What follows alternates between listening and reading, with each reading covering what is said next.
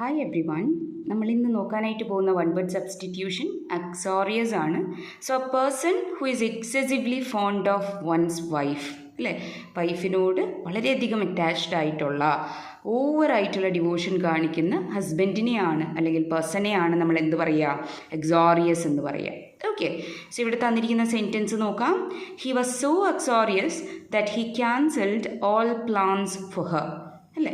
അപ്പം he was so attached to his wife. Okay, ആൾ അത്രമാത്രം വൈഫിനോട് അറ്റാച്ച്ഡ് ആയിരുന്നു.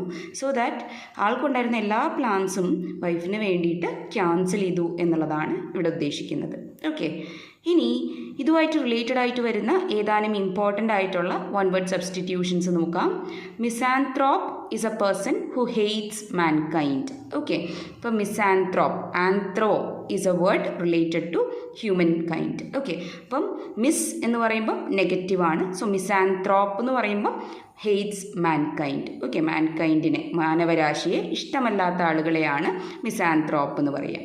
ഇനി philanderer is a person who flirts with women. Okay, സ്ത്രീകളുമായിട്ട് ഫ്ലേർട്ട് ചെയ്യുന്ന ആളുകളെയാണ് ഫിലാൻഡറർ എന്ന് പറയുക. Likewise misogynist is a person who hates women. സ്ത്രീകളെ ഹെയ്റ്റ് ചെയ്യുന്ന ആളെയാണ് നമ്മൾ മിസഗിനിസ്റ്റ് എന്ന് പറയുക. Okay, happy learning.